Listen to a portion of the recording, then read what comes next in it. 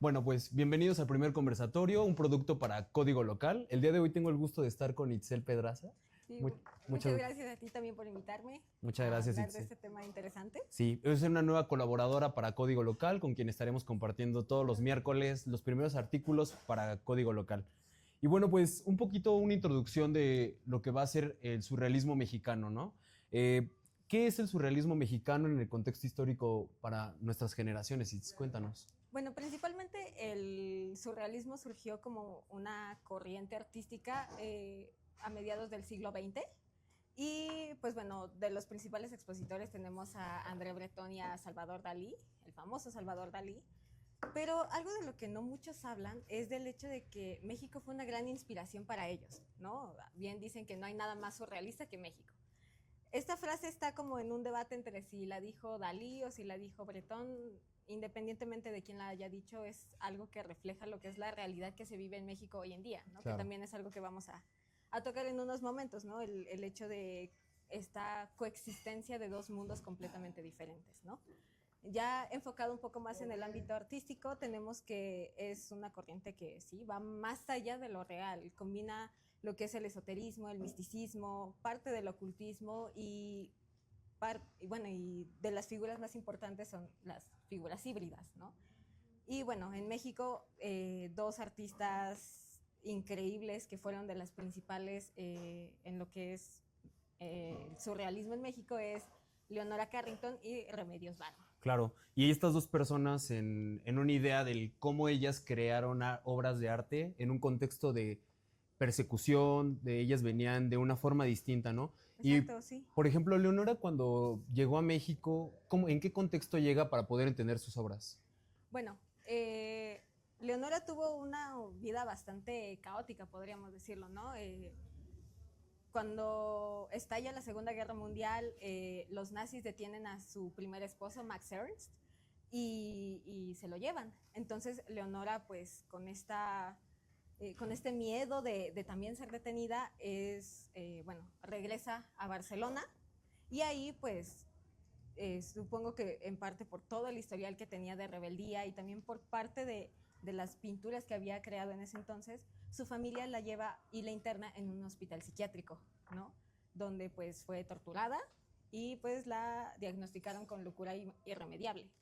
Después de todas estas torturas y este tiempo que estuvo ahí, ella logra escapar de este psiquiatra y viene a México. Entonces, estamos hablando de un contexto en donde viene ya con esta serie de traumas que quizás no fueron la razón por la que entró al psiquiatra, sino que fue algo que se creó dentro del psiquiatra. ¿No? Claro. Entonces es algo que podemos ver dentro de sus pinturas, ¿no? Esto de el caos, la tortura y este tipo de cosas, a comparación de, por ejemplo, de Remedios, las pinturas de Leonora son más explosivas, ¿no? Claro. Tienen más, no quiero decir desorden porque no es un desorden, sino como que hay más figuras, hay más contexto. Sí, ¿No? Por claro, así y, decirlo. y lo maravilloso del contexto del cómo ellas reflejan su propia vida y las empiezan a proyectar a través de fantasías, ¿no? Que uno lo ve como mitología. Ellas pintaron una obra que fue la cosmovisión maya. Cómo ellas interpretaban la cosmovisión maya en una época donde las mujeres no tenían una voz tan ilustrativa para el contexto de arte, ¿no? En México. Y cuando llegan ellas a México, pues obviamente teníamos como un contexto más tranquilo, digamos, más pacífico en Sí. México. Éramos el pacifista del mundo, Justo, digamos. sí, porque estamos hablando de que eran contextos de la Segunda Guerra Mundial en Europa y en Europa era todo un caos. Aquí en México también eso permitió que más artistas latinoamericanos surgieran, Claro. ¿no? Existiera el famoso boom latinoamericano. Claro, claro, y a partir de ese momento México empieza a pintarse como un contexto histórico, místico, y empezamos a utilizar la cosmovisión maya, que lo escribe en su artículo Itzel, en el primer artículo con el que colaboramos, la primera ocasión. Ella lo escribe como y lo describe como una forma de introspección a la vida de la cosmovisión maya, ¿no? Y en ese proceso para ti, ¿cómo fue descubrir estas obras? Pues la verdad es que al principio sí te saca de onda el ver obras surrealistas, ¿no? Porque estamos acostumbrados a ver, por ejemplo, yo veo esta planta y sé que es una planta, pero que te pinten algo surrealista a veces es más complicado incluso de entender, de procesar, es algo que te puede causar miedo incluso, ¿no? Son demasiados simbolismos y todo eso. Pero conforme tú te vas adentrando no solamente a la vida de estas dos artistas, sino a lo que es todo esto del esoterismo que ellas manejan en sus pinturas, se vuelve algo muy interesante y algo muy bonito de entender, ¿no? El decir de que qué increíble que estas dos artistas pudieron plasmar esa gran parte de su vida, de su personalidad, de su verdad en sus pinturas de esta forma surrealista, porque digo, pintar algo realista es hasta cierto punto sencillo. Claro. Pintar algo surrealista es algo que va más allá de lo racional, más allá de lo que estamos acostumbrados a ver. Claro, ¿y cómo combatimos, por ejemplo, esa crítica hoy en día de nuestras generaciones donde visualizan como las artes plásticas o el surrealismo en su conjunto como algo loco? Siento que cada persona tiene su propia perspectiva del arte, ¿no? Y creo que esa es una de las finalidades del arte, ¿no? Que cada quien pueda darle su interpretación. Sin embargo, creo que aquí tenemos que quitarnos este estereotipo de que la locura es algo malo, ¿no? Es algo que, pues, el sistema principalmente nos ha hecho creer, ¿no? Que lo loco, lo raro y lo diferente es algo malo, cuando en la realidad no. Y, por ejemplo, es algo que estas artistas, principalmente Leonora, es algo que abraza y lo hace parte de su arte, parte de su legado como mujer. Sí, sí, sí. Muy bien. Y bueno, ahorita nos quisiéramos como un poco involucrar con la gente para poder saber qué saben ustedes sobre el arte, sobre el contexto del el surrealismo en México. ¿Alguien que nos quiera compartir como una visión particular? Por favor. Justo la corriente surrealista trataba como de explicar ciertas emociones y temas para los artistas que son más profundos que explicarlo con conceptos comunes. Por ejemplo, tanto Remedios como Leonora pintaban sobre sus sueños y sobre ese tipo de cosas, sobre las emociones que eso les ocasionaba. Claro, claro. Y cada emoción, justo como lo dices, está reflejada en sus pinturas, ¿no? Por ejemplo, en ese contexto, ¿tú cómo analizas la obra El mundo mágico de los mayas, que fue una pintura que hizo Leonora Carrington? Bueno, también otro nombre que tiene esa pintura es el árbol de la vida, ¿no? Y es bastante interesante esa pintura porque nos muestra esta parte de una mezcla increíble de culturas, ¿no? Es sabido que parte de la inspiración para Leonora fue la mitología celta, ¿no?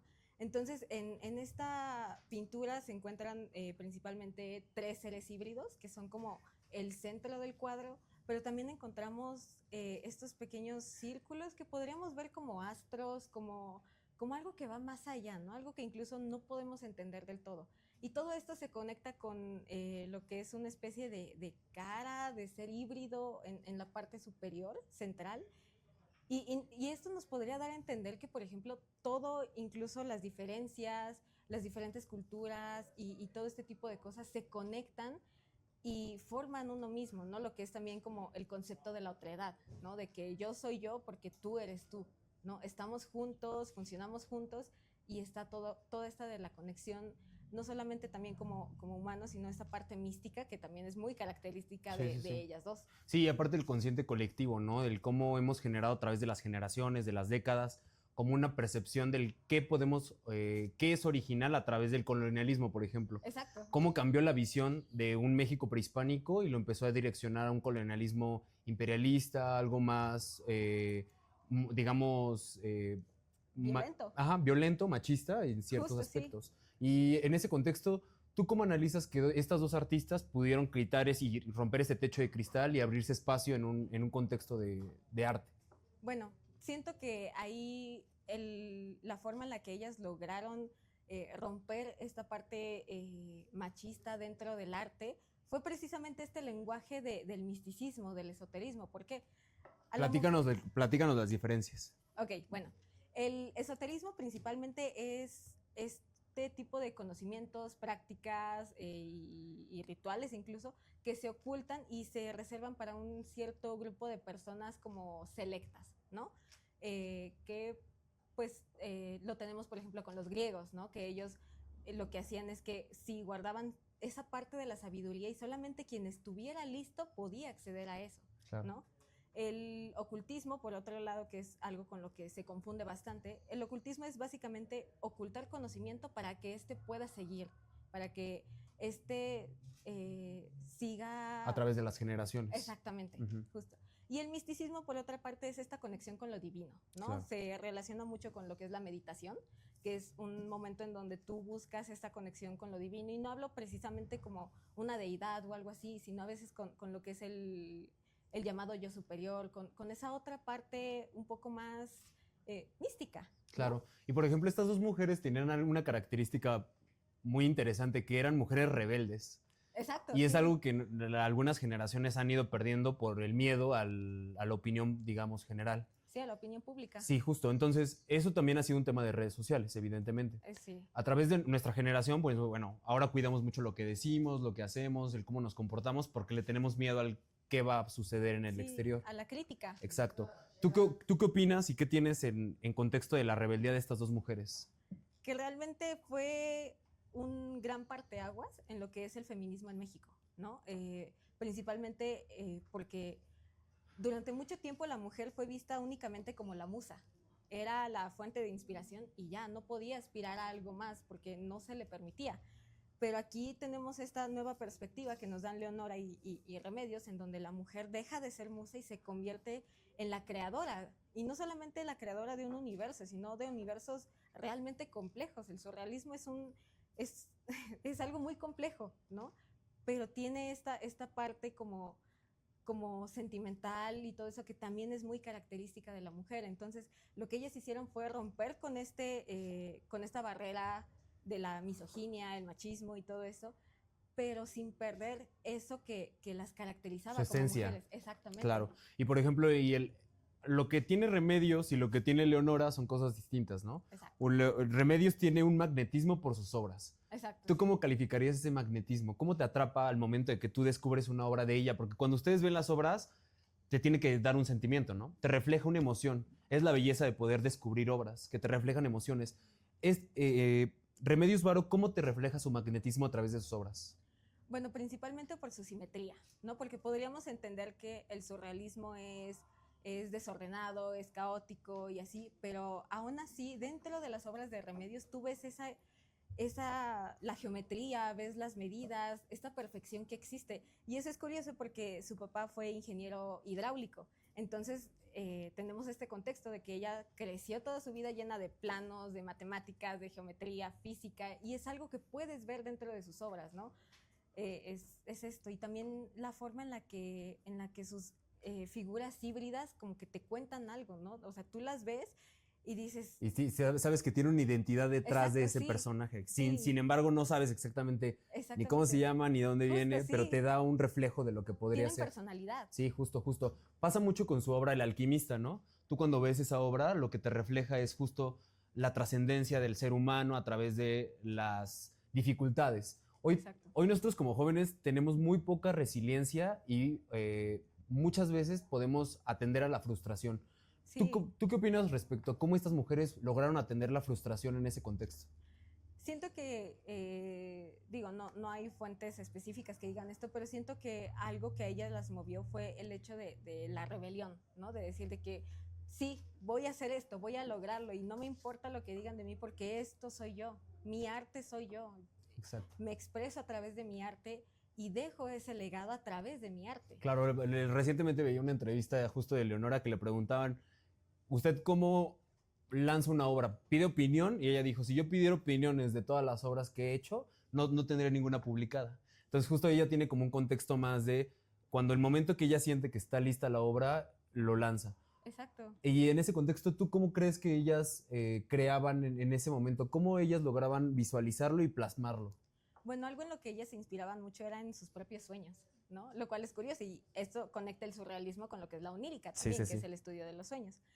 Entonces es curioso cómo, igual pues plasman parte de su vida, de las situaciones traumáticas que vivieron y todo eso lo plasman en este arte que sí es bonito y todo, pero también te cuenta algo más, ¿no? Hay algo que va más allá y también algo curioso es que a pesar de que sí, las dos eran mejores amigas, no se enseñaban sus obras hasta que estuvieran terminadas, ¿no? Sí. Y era más bien te platico más o menos de lo que estoy haciendo, tú me platicas de lo que haces, pero no te lo enseño. No se le pregunta a la otra, decían. Exactamente, porque al fin y al cabo es algo mío, es algo personal, es algo que yo quiero expresar como yo quiera. Claro, ¿no? claro, y además lo que no hemos terminado de entender específicamente las obras, yo siento que ha estado muy manchada hoy día como la escena artística en México, porque ahora lo ven como una forma fácil de poder introducirse a un estilo de vida. Y yo considero que las obras van más allá, ¿no? Tienen que tener un contexto, tienen que tener una identidad, y justo ellas dos tenían una identidad muy fuerte y se notaba en sus obras y se sigue transmitiendo. ¿Cómo tú consideras que debemos de guiar nuestra propia identidad y plasmarla en nuestras obras, cualquiera esta que sea? Siento que principalmente tienes que conectar contigo, entender quién eres y qué es lo que quieres hacer, ¿no? ¿Cuál es tu perspectiva? ¿Cuál es tal vez no tu objetivo en esta vida, pero cuál es tu propósito de hacer el arte, ¿no? Porque para crear no es solamente algo performativo, que es algo que vemos hoy en día, ¿no? Sino es analizar qué es lo que quieres enseñar, ¿no? Claro. Qué es lo que quieres mostrar.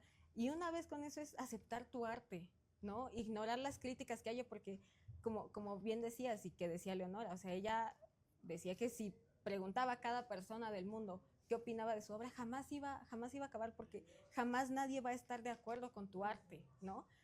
Y siento que igual está bien. Por ejemplo, muchas de las personas no conectan con el surrealismo porque les incomoda, pero ahí ya te están generando una emoción y ya el arte cumplió su propósito. Claro, sí, sí, sí. Además, siempre hay que entender que cuando el arte no incomoda ni cuestiona no es arte ni revolución, simplemente es una decoración del sistema. Por eso sí creo que debemos de aplicar el pensamiento crítico para nuestra generación. ¿Tú qué consideras que ha afectado más el pensamiento crítico? Obviamente la inteligencia artificial, las redes sociales, que han sido factores muy importantes para que nuestras generaciones ya no tengan ese pensamiento crítico tan pulido, pero ¿cómo podemos regresar al origen de pensar y de poder transformar esas ideas y cuestionarlo? Sí, principalmente la creatividad. El fomentar la creatividad en estas nuevas generaciones es algo fundamental, porque cuando tú eres creativo, tú cuestionas, ¿no? Y empiezas a decir, ¿por qué pasa esto? ¿Por qué pasa esto? ¿Qué quiero expresar? Y empiezas a cuestionar. Otra, pues, es claramente a través de la cultura, del arte, de la cultura, la lectura y este tipo de artes. El arte te acerca más a un pensamiento crítico. Claro, claro. Y ahora, me encantaría, por ejemplo, ahora saber cómo ustedes dialogan con el arte. El diálogo que uno tiene con el arte es un contexto distinto, porque a veces uno lo puede ver como, ¿qué te gusta? Un Salvador Dalí no es lo mismo que una Leonora Carrington. Sin embargo, se criticaban de forma muy específica, ¿no? Leonora estaba muy en el contexto maya, prehispánico, un contexto más mexicano, a pesar de que no era mexicana. Y tenemos un Dalí que decía, México es tan surrealista que yo no regreso a México porque no hay nada más surrealista que yo. Y ahí entra un poco el ego, ¿no? Del por qué no permitir que otras fuentes de inspiración puedan crear. No sé ustedes cómo ustedes visualizan esa parte. O sea, la parte de... Sí, de las diferencias, de la diferencia de artistas. Bueno, pues cada artista como que sigue cierta corriente con la que se identifica. O, bueno, sí, con elementos con los que se identifica o que ve día a día. Y de ahí mismo siento que se han derivado bastantes corrientes artísticas. Cada artista sigue con la que se siente cómodo o con la que más se identifica. Vale, ok, una disculpa. Y es muy interesante ver cómo hay bastantes artistas que se podría decir que se basan en, pues sí, en sentimientos, emociones, y cada uno las retrata de una manera muy distinta, porque cada ser humano tiene una percepción muy diferente de sus emociones, de cómo percibe situaciones, y ese tipo de cosas realmente está muy padre. Sí, claro, justo. ¿Alguien más que nos quiera compartir?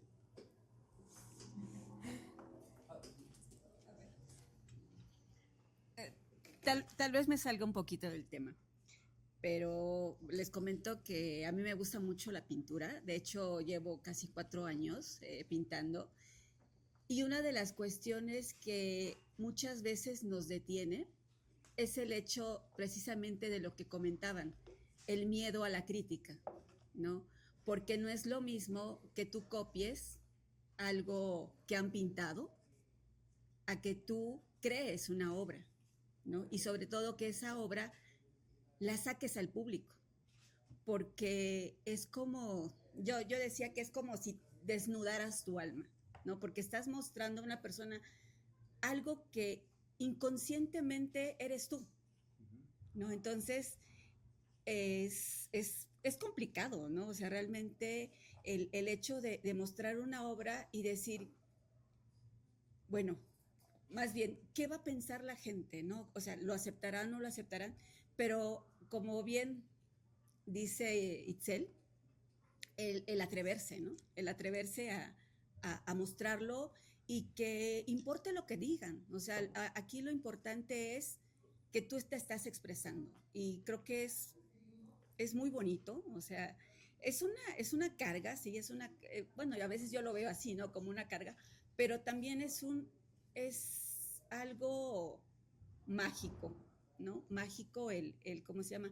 El poder expresarte, porque actualmente los jóvenes les cuesta trabajo eso, o sea, no tienen obras propias, o sea, pones un plátano y es arte. No, no, no, no. O sea, no, un zapato. O sea, tengo una compañera de la Esmeralda, que en una clase le dijeron, no, pues trae una obra de arte. Y llevó un par de zapatos. O sea, esto es arte. Porque platicando con ellas, se basan más en tú explicar lo que quieres plasmar. Y cuando no debe ser así, o sea, cuando un cuadro te tiene que contar una historia, ¿no? Entonces, el hecho de que tú veas un cuadro y que digas, wow, me adentro, me está contando esto, que tal vez no es lo mismo que piense la otra persona, pero dices, o sea, yo estoy entrando a un mundo fantástico, y es lo hermoso del surrealismo, ¿no? Sí. El entrar a un mundo imaginario. O sea, que no es lo mismo que entres a una cafetería que ya sabes lo que hay, a que poco a poco vayas descubriendo qué es lo que el artista te quiera reflejar. Así es. ¿No? Y eso es lo padre del surrealismo. Así es, muy cierto. Muchas gracias por compartirnos. Muchas gracias. Y bueno, pues justo en ese contexto y justo lo que está diciendo y nos están compartiendo, creo que el arte pues tiene que hablar por sí solo. Uno no tiene que decir tanto, el arte lo tiene que decir. Y justo, ahora Itzel, tú por ejemplo, ¿cómo crees que dialogan este tipo de cuadros con el contexto tan caótico actual? O sea, hoy tenemos un caos en todos los sentidos. Sí, en todo el mundo hay un caos. Y siento que es precisamente actualmente la que debería ser la meta principal del arte, ¿no? El reflejar qué es lo que está pasando, el incomodar a los espectadores para que ellos digan de que, está pasando esto, no me gusta la imagen que estoy viendo, ¿no? Sea de lo que sea, no me gusta esta imagen que estoy viendo, ¿qué puedo hacer yo para cambiar? ¿No? ¿Cómo puede influir mi pensamiento? ¿Cómo puedo influir yo como persona para cambiar esto que a mí me está incomodando? Exacto, exacto. Y finalmente, lo que decíamos, ¿no? Lo que tenemos que hacer y lo que tenemos que constantemente provocar es el cuestionamiento, es la duda. El que cuestiona es el que analiza, el que puede generar una nueva visión en contextos tan caóticos como los que hoy tenemos. Entonces, en ese contexto, creo que lo que más ha fallado en México han sido las políticas públicas respecto al arte. Hoy tenemos, desde hace muchos años, se han perdido justo este tipo de incentivos que permiten que el arte siga fluyendo. Las mejores generaciones y las mayores civilizaciones a lo largo de la historia, lo primero que han tenido ha sido el arte de frente. O sea, la mayor valía de una sociedad y de una generación completa es su arte. Entonces nosotros como generación tenemos que cuestionar, ¿no? Exactamente. Y hoy, ¿tú cómo visualizas este tipo de arte en perspectiva de, no sé, el arte plástico, que lo hemos visto muy manchado con artistas poco convencionales? Exacto, sí. Creo que también demuestra un poco lo que es esta decadencia del pensamiento crítico, porque tenemos obras de hace años, incluso de artistas latinoamericanos, porque no todos los artistas buenos son de Europa, ¿no? Tenemos arte demasiado increíble, con mucho contexto, con mucha historia, que reflejan no solamente la historia del momento, sino la historia del artista, ¿no? Y hoy en día tenemos obras que a lo mejor como que no tienen sentido, ¿no? El plátano pegado a la pared, por ejemplo, dices... ¿De 10 millones de dólares? Exactamente, que es lo peor, vale muchísimo más que una obra de un artista que realmente plasmó arte, que realmente hizo arte, ¿no? Y siento que ahorita también algo que afecta bastante es que sí, si bien todos podemos hacer arte, no todo es arte, ¿no? Exacto. Sí, sí, sí, justo lo que decía, ¿no? No podemos ahora tener arte como imaginándonos qué es lo que quiere decir el artista. Yo creo que la obra tiene que hablar por sí misma y justo también considero que hoy lo que más nos ha sucedido como sociedad es que nos hace falta tenemos falta de propósito en comunidad. Creo que es lo que más nos ha hecho falta, un propósito en comunidad. ¿Hacia dónde vamos? Porque finalmente, si se dan cuenta, lo que más va a afectar en un futuro próximo, pues son las inteligencias artificiales, que si bien van a ser un compañero, pero pueden ser un enemigo en el mediano y largo plazo, ciertamente. Hoy vemos a gobiernos que están ejecutando políticas públicas para poder detener este tipo de programas y proyectos de inteligencia artificial. Entonces, ¿tú cómo consideras que podemos generar ese propósito en comunidad? Siento que principalmente es aceptar que somos una comunidad, ¿no? El unirnos como comunidad, el decir, ok, yo te ayudo, tú me ayudas, trabajamos en conjunto y creamos algo, ¿no? Es primero eso, el abrazar la comunidad. Y otra es aprender y atreverse más bien a cuestionar y no ser, ahora sí que simplemente borreguitos del gobierno, del sistema y todo eso, ¿no? Sino es decir, ok, en esto puede que estoy de acuerdo, pero en esto no, pero entender el por qué no estás de acuerdo. También lo que es abrazar tu cultura, ¿no? O sea, tu historia y decir de que, en nuestro caso, por ejemplo, el decir, sí, soy mexicano, sí soy mexicana, y me gusta hacerlo, estoy orgullosa de serlo, y no simplemente hacerlo como una forma performativa, que es algo que vemos hoy en día, ¿no? Sí, justo, por ejemplo, Diego Rivera cuando regresó de París trabajó con Picasso y justo en ese contexto él llega a México e implementa una nueva forma de hacer de muralismo. Él tiene una propia identidad y lo primero que seguía es en la identidad de la comunidad común. O sea, la gente común y corriente como nosotros que tiene ideas, que tiene inspiraciones, ¿no? Las personas que trabajan día a día en los tianguis. Y él decía que una sociedad en México hay mucho arte, todo es arte, porque todo lo puedes vincular con algo mágico, con algo místico, con algo onírico. Finalmente lo que vemos en las calles, lo que vemos en las plazas, pues son gente que tiene una identidad, que tiene una cultura, que tiene una historia detrás. Y lo que nos hemos olvidado como comunidad es recordar esa historia en conjunto. Hoy en día hemos olvidado que buscamos constantemente ser europeos. Prefieres decir que eres de Estados Unidos a que eres mexicano, sí tienes la doble nacionalidad, pero debemos sentirnos muy orgullosos de que tenemos una identidad como sociedad.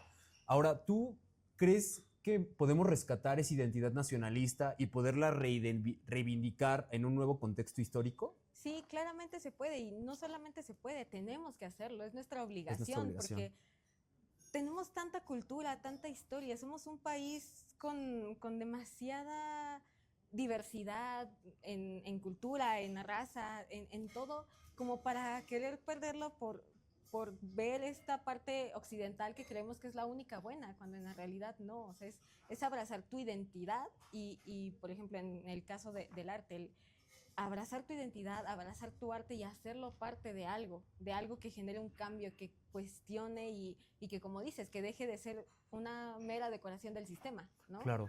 Sí, justo, bueno, yo ahora ya entrando en un contexto más político, digamos, hemos visto en los últimos años que ha habido una reestructuración del machismo en la era digital.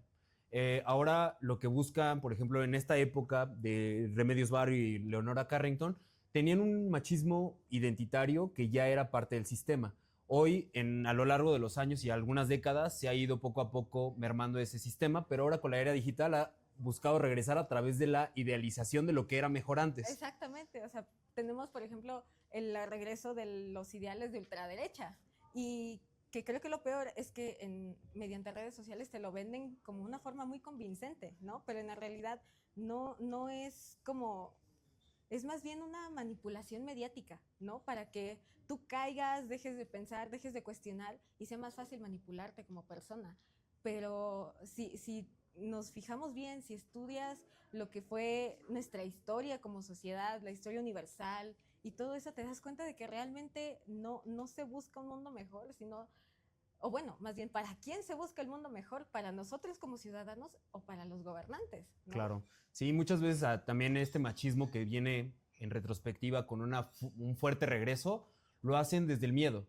O sea, yo considero que hoy quien es un machista de la nueva generación es porque lo hacen desde el miedo al perder ciertos privilegios que se han venido identificando como una única virtud del hombre, por ejemplo, y considero que debe de ser una virtud de una sociedad en conjunto. Exactamente, por ejemplo, lo que pasaba en el contexto de Remedios y de Leonora era el famoso androcentrismo patriarcal, ¿no? Que nos decía que el hombre era el centro del todo y solamente el hombre podía tener éxito. Y es algo que viene, como venimos hablando, de la colonización, ¿no? Porque en lo que eran las culturas antiguas en México, la mujer tenía un papel muy importante, ¿no? Por ejemplo, en la cosmovisión maya tenemos que, por ejemplo, la diosa Ixchel era de las más importantes y era tanto temida como adorada y te muestra esta parte de la grandeza femenina, ¿no? Que con el colonialismo y todo eso se rompió por completo, se invirtieron los roles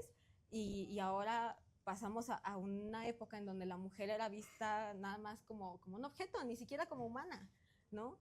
Y entonces es eso lo que nosotras como sociedad nos toca romper, el decir de que, ok, sí tengo miedo a la crítica, sí tengo miedo al fracaso, que también es algo que encontramos, pero aún así lo voy a hacer, ¿no? Así como en este contexto feminista está esto de que yo voy a hacer un cambio porque antes de mí otras mujeres hicieron un cambio que yo ahora estoy disfrutando. Así es. Sí, nosotros somos, y también reconocer, digamos, en conjunto como sociedad, que nosotros ahora somos el disfrute de privilegios que generaciones pasadas lucharon para que ahora nosotros tengamos accesibilidad a la educación. Las universidades públicas y privadas hoy son el orgullo de las generaciones pasadas, ¿no? Porque hoy tenemos orgullosamente hijos de obreros, hijos de campesinos en las universidades y se ha llenado a través de eso. Pero justo tú, ¿consideras que las mujeres hoy en día están buscando validación de las redes sociales?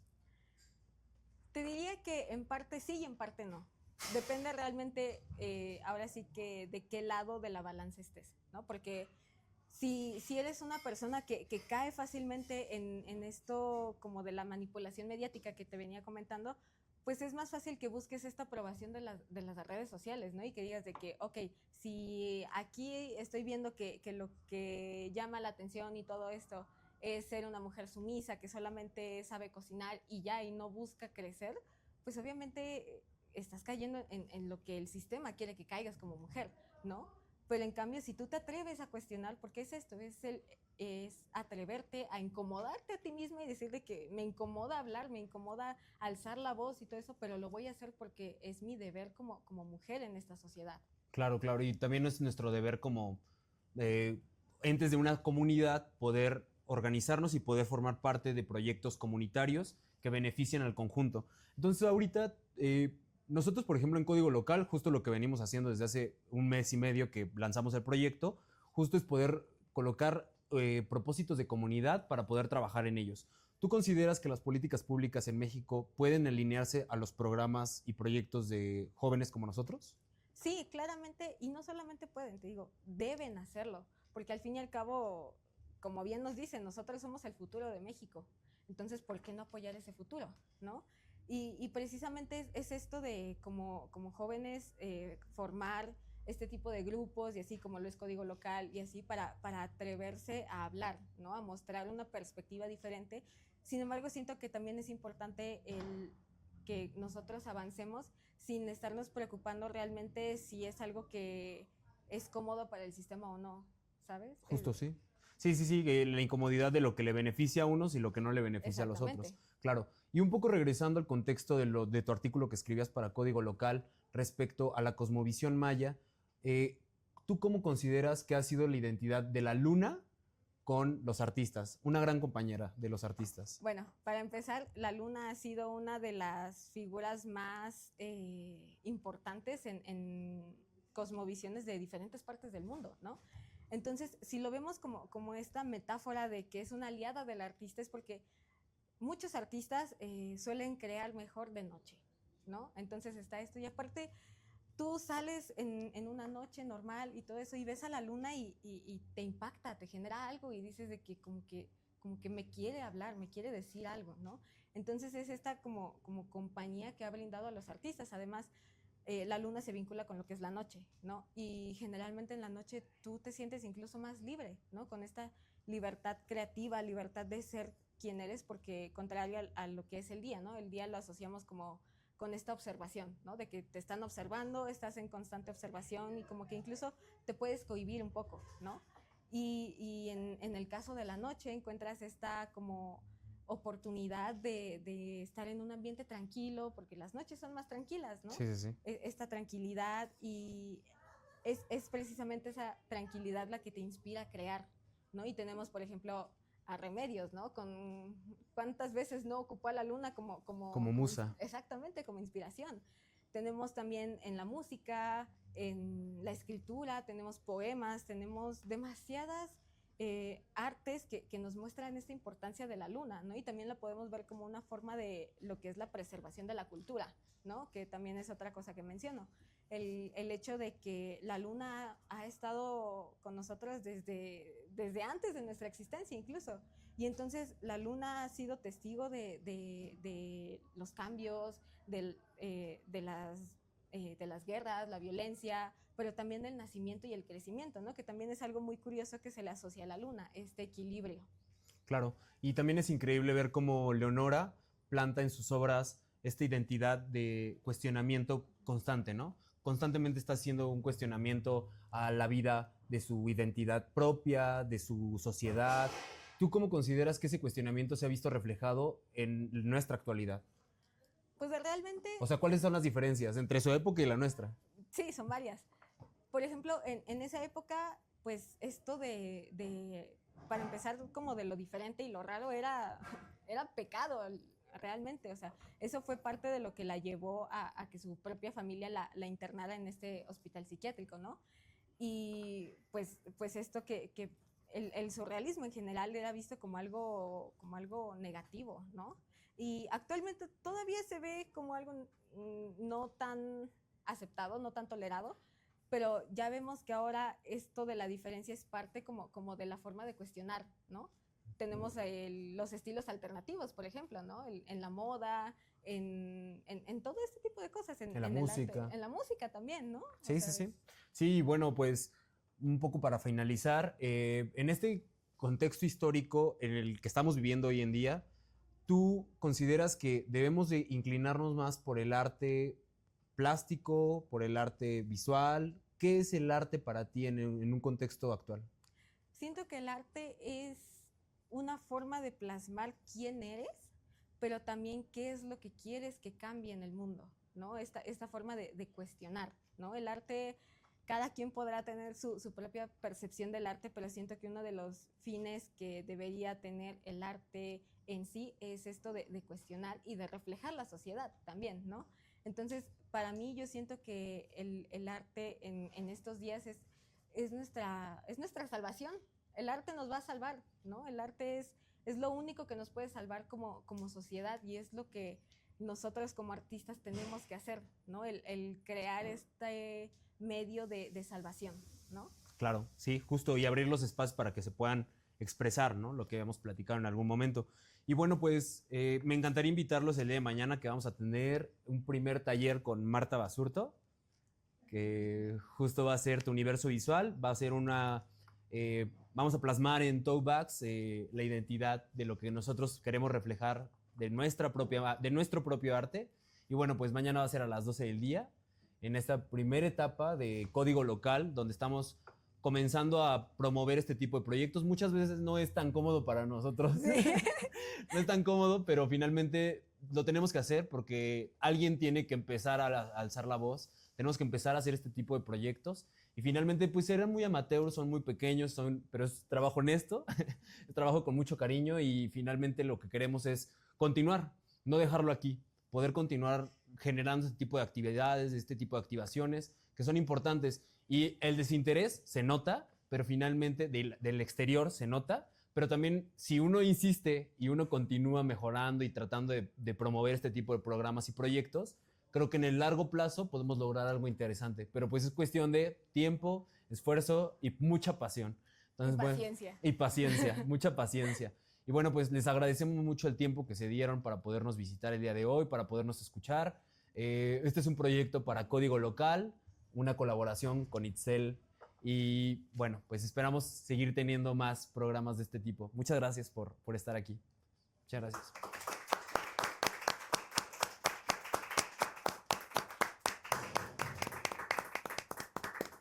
Listo. Ya, se logró. Bien, pues muchísimas gracias por acompañarnos. Pero fue una plática muy tranquila, una plática entre los dos, pero pues esperamos poder seguir haciendo otros proyectos, más colaboraciones. Y este es el primero. Vamos a ver qué sucede más ¿Qué más adelante. sale? ¿Qué más sale? Sí. Bien, pues muchas gracias a todos. Gracias por estar aquí.